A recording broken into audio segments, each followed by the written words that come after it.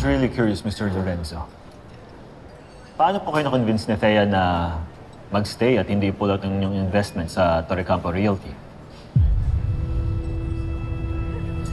Let's just say I owe her so much. Me? Or do you mean my father? I guess mas malaki ang utang na loob ni Mr. Lorenzo sa papa ko kesa ipambabayad niya sa kumpanya niyo.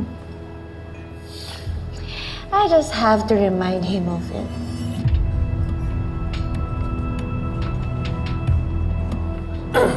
Anyway, I really have to go.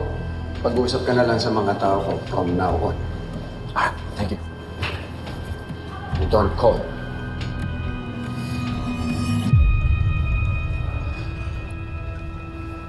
See?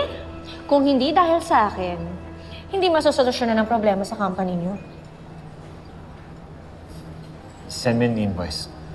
At babayaran ka namin. Teka. You know that's not what I want, Paolo. Face it. Kailangan mo rin ako.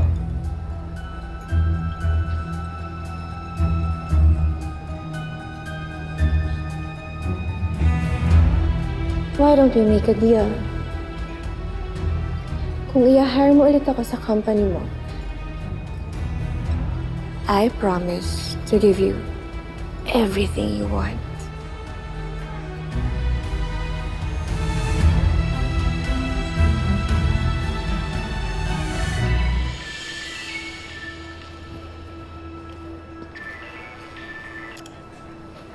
Hello, love? Ano?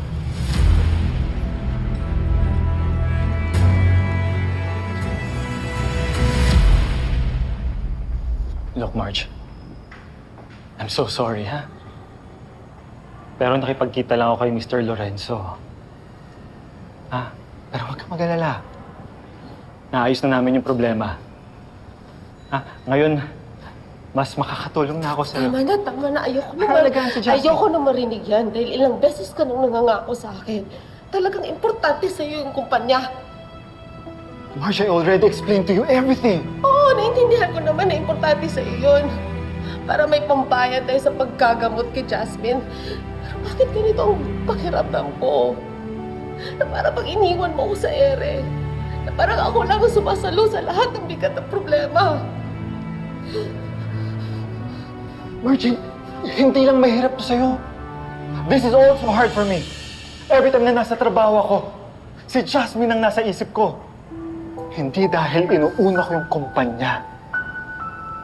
Mas mahalaga yun sa inyo. Kaya lang, ginagawa ko yun dahil yun lang yung alam kong paraan kung paano masisiguro na may laban si Jasmine. Pero kailangan ka namin. Kailangan ka ng anak mo. Kailangan ko ng asawa. Sinusubukan ko naman, di ba?